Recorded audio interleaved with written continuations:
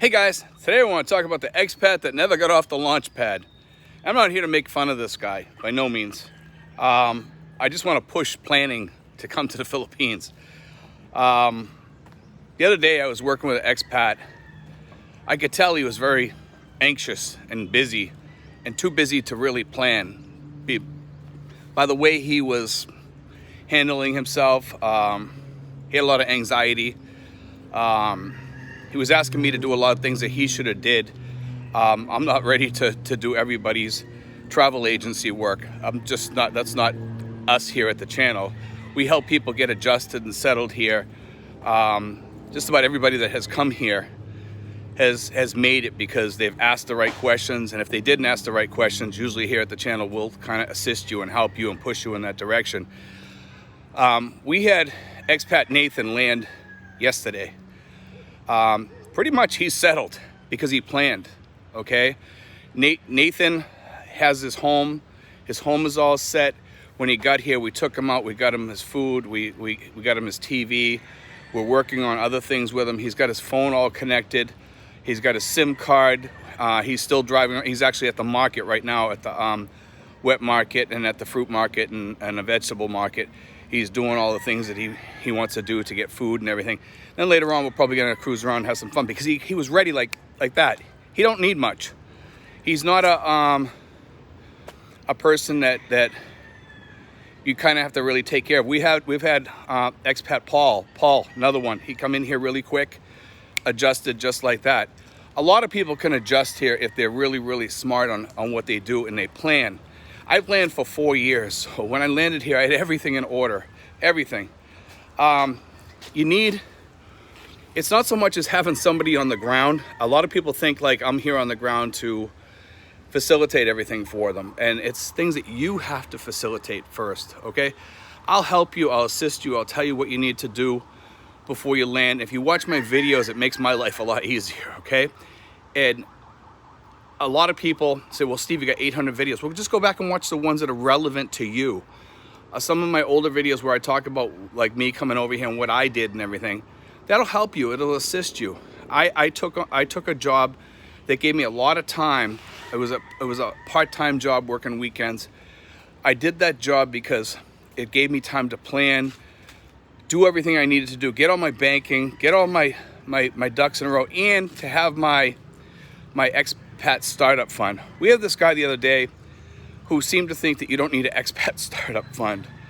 Or if he does have one, he's not talking about it, but I don't think he really had one because he says he's on limited funds, but then he tells me that he has a lot of money, but then he doesn't have a lot of money. He's gonna be living on $850, so I don't know what the story is. And I'm not trying to insult the guy, but here's what happened. Because of lack of planning, his RT-PCR test, he didn't ask the right questions. So he went to get his RT-PCR test and they told him, hey, we'll email it to you whenever we get it. So that's the way it's gonna work. So he figured, okay, when they email it to me, I'll just give it to the airlines in the Philippines. By the time I get to the Philippines, I'll have it. Not the way it works. You have to have that when you get on the plane. Well, guess what he did? He had his friend drop him off at the airport. Thought everything was all set. And the reason why I'm saying this story is because I want to be a warning to others. Okay, it's not to knock this guy. But what happened was, he wanted to get on the plane and he wanted to, go to the airport and get ready to come to the Philippines. He thought he was all set. And from the beginning, because of some of the issues of talking to him on the phone, I could tell it was gonna be a disaster for me.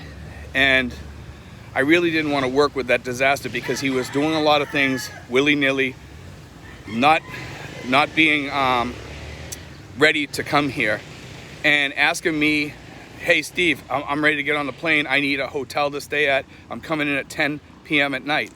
I can't do that. I have a family. I have things to do, and I work with other expats during the day. I can't put somebody to the front of the line and say, hey, this guy's skipping over you because he's an emergency. I don't work that way. Your emergency is not my emergency. Okay, but anyway, here's what happened. The airline turned him away. He had to call his friend, who I was actually on the phone with, and he was telling me what had happened about the RT-PCR test. And I told him they won't let him on. Well, about halfway through the call, the call dropped because he got another phone call because it was on Messenger. So the phone call dropped, and I went to call him back, and it says he's on a phone call. So I'm saying, that's the guy. He's calling him. He's going to tell him he can't get on the airlines. Well, guess what? Sure enough, he couldn't get on the airline. And that's what I'm talking about, guys. You know, this guy here, even if he had made it to the Philippines, even if the airlines had let him on, he still didn't have a place to sleep. And getting off a plane at 10 o'clock at night, not easy to find a place. And I don't have the time, nor am I gonna be here to do things like that for people. Me and my girlfriend, we go around, we try to find places for people to live in, okay? And we do that out of the goodness of our heart. You know, my girlfriend makes a little bit of money off of it. I make nothing. I don't accept any money. Sometimes I'll get a dinner out of it at the most. My girlfriend might get a tip or whatever. Sometimes she gets money from the landlord for thanking her for renting out the property or whatever. But we don't push people into these properties. We could care less whether somebody takes it or not. It really doesn't matter to us whether they take it or not. But this guy here, he also got into a property deal. And the reason why I'm giving not giving his name out, is because I'm not putting him down here. I just want people to know that.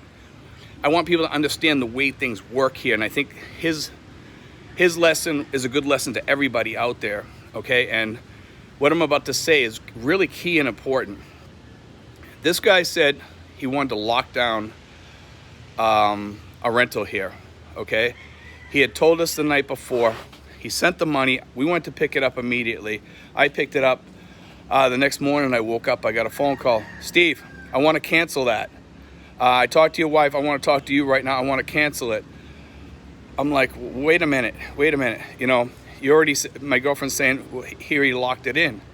Well, if you give us your word that you're going to lock something in, it means that you lock something in. And this guy here says all of a sudden it's too expensive for him. Well, fortunately, we were able to cancel it. But by rights, the lady had the rights to keep that $240 by rights, because it was already locked in. It might not be a paperwork deal, but when you put a deposit on something, guess what? That's a word of mouth deal. And in reality, if you took that before a court, even in the Philippines, I think you would lose your money, okay? So what he did was wrong. And we were able to tell the lady he didn't want to stay there and he wanted his money or whatever. But after that, I told him, I says, listen, I says, now I'm a little bit leery of working with you, because he was asking me to get him, he was asking me to get him a hotel. I says, I'm not going to put a deposit on a hotel and then have you call me up 5 minutes later and then cancel it, because look what happened. He would have had to cancel that too because of lack of planning. So with everything that happened, it's kind of like a blessing for him, because I think it'll give him time to look inward and say, you know, Steve's right. I need to plan a little bit more. I need to really get ready and just have everything in place, especially an expat startup fund. If you're going to save money, if you're going to come over here, figure on staying someplace for 6 months at least. Put the money down, do a 3 to 6 month lease if you can. Settle down, get to know the area, get settled, get your bearings, maybe start dating or whatever. Just enjoy life for 6 months, slow down, take it easy. This guy here has a lot of anxiety. He's very busy. He's always busy. He's too busy for his own self, I think, for his own good. I think he needs to slow down. And I'm saying this for him kind of, but also for other people out there, because this happens a lot to other people. Be aware that you need to slow down. Coming here with anxiety or with that attitude that you have to rush everything, rush, doesn't work, okay? It just doesn't work. But I wanted to put this out there today, guys, to kind of teach you guys that planning counts. This guy here was coming over here. He didn't even get off the launch pad. Literally did not get off the launch pad. He was a mess from the beginning. And can he pull it together? Yes, he can. But he needs to slow down, realize that he needs to slow down, get a startup fund so that he can just rent that place If he needs to put in AC, he might not want to buy furniture and stuff like that. He wanted to get into a place also, a rental, and this is part of the problem, is that he wants everything in there. He has caviar dreams for a McDonald's budget. You know, he's less than $1,000 budget. He's on about $850. He said somewhere around $850. $850 is not a really good survivable budget over here. With inflation taking off over here, $850 in another year is going to be almost damn near impossible, or you're going to be living on basically without AC. To have AC over here costs you $90. To have a good, decent apartment over here, the best way to do that is do the $80 apartments and put your own AC in. For $200, you can get an AC unit or less. I saw one the other day at one of the stores that my friends worked at. It was like about 8,000 pesos. That's about $160. That's all you need is like a 0.75 for the small bedroom. It won't do the big room. Or get a 1 horsepower. It's maybe $20 more or something like that. You can get one if you find them on sale, and they are on sale. They're out there. Just don't go to the big ticket places like SM or whatever. Go to the other places. There's other places out there you can get deals. You'll find them. You'll get them. Trust me. But remember what I said. Slow down. Okay, if there's any advice I can give you, and use your noggin. You know, you have to plan. These things for getting on the plane, I don't think people realize how important they are. There's no like waiver to get you on the plane. If you don't have that RT-PCR test from within 48 hours to get on that plane, you're not getting on the plane. So, and hopefully that changes. The IATA is trying to get all this stuff changed because the planes are taking a hit for that. They're taking a loss because a lot of these planes, these airlines rather, are trying to help people out, and they put them on another plane later on. They try to facilitate their travel because they know people are taking a big hit on travel, but also the airlines are taking a huge hit on travel too. So anyway, guys, just take that in. Let it roll around your head if you're coming over here. Everybody else that has planned over here that I've worked with, really quick.